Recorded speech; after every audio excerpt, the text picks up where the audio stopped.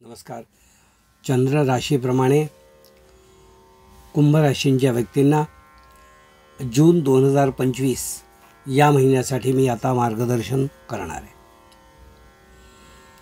कुंभ राशींच्या व्यक्तींना हा महिना जो आहे तो थोडा अडथळ्यांचा आहे असं म्हणावं लागेल. काही अडथळे आपण स्वतः आपल्या स्वभावाने, आपल्या बोलण्याने निर्माण करू शकता.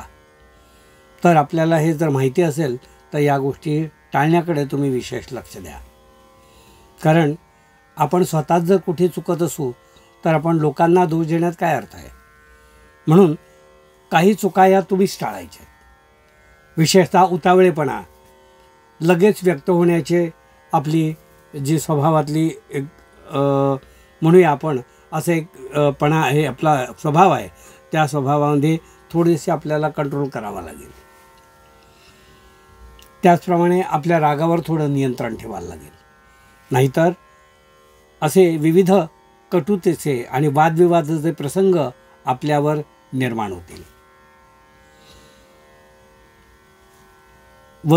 आपले जे वधूवर आहेत, ज्यांचे विवाह ठरलेले आहेत, मिसअंडरस्टँडिंग होऊन ते विवाह मोडण्यापर्यंत मजल जाऊ शकते. ज्यांचे विवाह झालेले आहेत त्यांनी वादविवादातून टोकाचे प्रसंग गाठू नये. म्हणजे कोर्टात जाणे, डायव्होर्सपर्यंत केस नेणे अशा गोष्टी करू नयेत. कारण हा जो फेज आहे हा टेम्पररी आहे. तर हे आपण समजून घ्या. तात्कालिक जे काही असतं त्याचा विचार न करता दीर्घ मुदतीचा आपण विचार करा. विवाहातील म्हणजे वैवाहिक जीवनामध्ये जे काही प्रसंग असे निर्माण होतात त्यामध्ये लगेच टोकाचा निर्णय घेणे आणि तो अंमलात आणणे ही गोष्ट घातक आहे.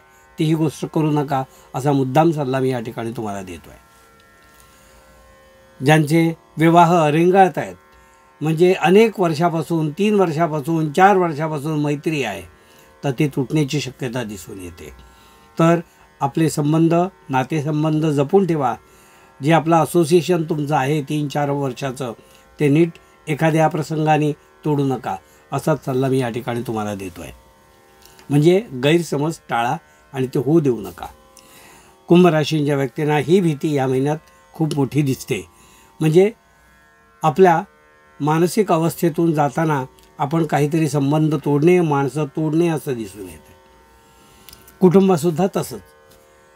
हाच स्वभाव जर आपल्या इतर कुटुंबाचे जे मेंबर आहेत त्यांच्याशी जर व्यक्त झाला तर तिथेही असेच तुम्हाला अनुभव येतील आणि त्यातून ताणतणाव, स्ट्रेस प्रचंड निर्माण होईल आणि आजाराला तुम्हाला तोंड द्यावं लागेल. तर या गोष्टी टाळण्याकडे कुंभ राशींच्या व्यक्तींनी या महिन्यात विशेष प्रयत्न करा. हे जर तुम्हाला टाळायचं असेल तर रोज तुम्ही नवग्रह स्तोत्र रोज 2 वेळा वाचन करा. एकदा सकाळी स्नान झाल्यावर आणि एकदा सगळे कामं संपून घरी आल्यावर. 2 वेळा तुम्ही दिवसातनं नवग्रह स्तोत्र वाचन एका ठिकाणी बसून करा. म्हणजे ह्यातला बराचसा त्रास तुमचा या महिन्यात कमी होईल असं मी या ठिकाणी तुम्हाला सांगू इच्छितो. कुंभ राशींच्या व्यक्तींना मी असं सांगू इच्छितो की या महिन्यामध्ये आपले मित्र, त्याचप्रमाणे भावंड, जवळचा जो काही नातेसंबंध आहे त्यामध्ये पैशावरून थोडे आर्थिक खटके किंवा गैरसमज निर्माण होतील. तर ते समोरासमोर बसून सोडवा. उगाचच गैरसमज करून घेऊन आपले नातेसंबंध तोडू नका.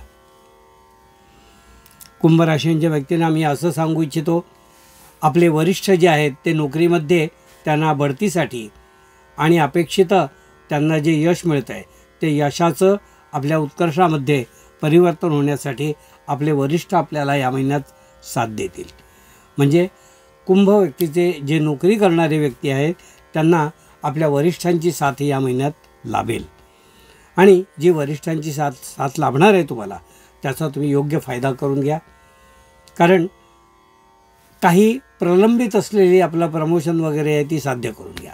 म्हणजे ॲटलिस्ट रेकमेंडेशन तरी तुमचं जाऊ दे असं मला या ठिकाणी तुम्हाला सांगायचं आहे. स्वतःचे उद्योग करणारे किंवा लघुउद्योग करणारे, रोजंदारी करणारे असे जे व्यक्ती आहेत त्यांनी या महिन्यामध्ये खर्चावर थोडं नियंत्रण ठेवा. कारण खर्च जे अनाठायी असतात त्यावर आपणच लगाम घालायचा असतो. एकदा खर्च झाला की तो झाला, तो परत येऊ शकत नाही. म्हणून थोडं खर्चावर नियंत्रण ठेवा. ज्यांचे मोठे मोठे उद्योग आहेत किंवा ज्यांना काही विजन आहे 4 वर्षाची 5 वर्षाची, असे जे मोठी विजन ठेवून जे लोक धंदा करतात त्यांनी या महिन्यामध्ये पुढच्या 2-3 वर्षाचं प्लॅनिंग पेपरवर किंवा अशा ठिकाणी करायला हरकत नाही. किंवा त्यांना सरकारी मदत, बँकेतून आर्थिक मदत काय मिळू शकते याची एकदा चाचपणी या महिन्यात करायची वेळ आलेली आहे. तुमचा जो प्रोजेक्ट आहे 2-4 वर्षाचा, त्यासाठी तुम्हाला काही सरकारी परवानग्या लागतात, काही आपल्या मंत्रिमंडळाकडून मान्यता लागते किंवा नोकरीमध्ये काही कर्ज लागतात. सरकारी फायदे मिळवण्यासाठी ज्या काही गोष्टी अनुकूल करून घ्यायच्या त्याच्यासाठी चाचपणी या महिन्यात तुम्ही करून घ्या. कुंभ राशीच्या व्यक्तींना मी असं सांगू इच्छितो की या महिन्यामध्ये आपली येणी जी आहेत म्हणजे आपलं आवक जी आहे ती येण्याला थोडे कष्ट दिसत आहेत. म्हणून आश्वासन मिळतील, पण जे आपलं येणं आहे त्याच्या 50% येणं येईल असं दिसतं. म्हणजे पैसे आपलेच आहेत, कुठे जात नाही आहे, पण ते योग्य वेळेला न येता थोडे आपल्याला कमी मिळतील आणि बाकीची आश्वासनं मिळतील असं दिसून येत आहे. पण तुम्ही न रागवता शांतचित्ताने ही गोष्ट घ्या, कारण काळ बदलतो, वेळ बदलते, अनुकूल वेळ परत येते. त्या वेळेसाठी आपण थांबा किंवा त्याची वाट बघा, तर तुम्हाला याचं फळ निश्चित मिळेल. कुंभ राशीच्या व्यक्तींना मी असं सांगू इच्छितो की या महिन्यामध्ये जे स्वतः ड्रायव्हिंग करणारे लोक आहेत, 4 व्हीलर किंवा अन्य काही ड्रायव्हिंग करणारे लोक आहेत, त्यांनी या महिन्यामध्ये आपल्या वेगावर नियंत्रण ठेवा. कारण वेगाने काही त्यांचा नाश होऊ शकतो. म्हणजे आपल्या वाहनाची मोडतोड किंवा स्वतःला काही इंजुरी असं होऊ शकतं. म्हणून आपल्या वेगावर आपण ड्रायव्हर लोकांनी या महिन्यात नियंत्रण ठेवा, असं मुद्दाम मी सल्ला तुम्हाला या ठिकाणी देतो आहे. कुंभ राशीच्या व्यक्तींना मी असं सांगू इच्छितो की आपली कौटुंबिक जी काही भांडणं किंवा जे काही हेवेदावे असतील ते कोर्टापर्यंत तुम्ही जर पूर्वी काही नेलेले असतील तर ते कोर्टाच्या बाहेर सोडवण्याचा या महिन्यात प्रयत्न करा. कारण काही गोष्टी म्युच्युअल अंडरस्टँडिंगमध्ये होऊ शकतात आणि त्या जरी पूर्वी तुम्ही प्रयत्न केले असतील आणि झाल्या नसतील, पण ते प्रयत्न आता केले तर त्या साध्य होतील. म्हणून जी कोर्टातली भांडणं आहेत ती बाहेर सोडवण्याचा आपण प्रयत्न करा. त्यातून सुवर्णमध्य काढा आणि ही केस संपून मोकळं व्हा. म्हणजे तुम्हाला तुमच्या मागचं शुक्ल काष्ठ आहे ते कमी होऊन जाईल. म्हणजे एक तुमच्या व्याप्ती जी आहेत त्या कमी होत जातील. कुंभ राशीच्या व्यक्तींना मी असंही सांगू इच्छितो की आपल्या रागावर नियंत्रण मिळवण्यासाठी आपण स्वतः काही विशेष उपाययोजना करा. म्हणजे मेडिटेशन किंवा अन्य काही याचं आपण आधार घेऊन रोज नियमित मेडिटेशन करा की जेणेकरून तुमच्या रागावर आणि उतावळ्या स्वभावावर तुम्हाला कंट्रोल करता येईल. हे होतं कुंभ राशीच्या व्यक्तींना मार्गदर्शन.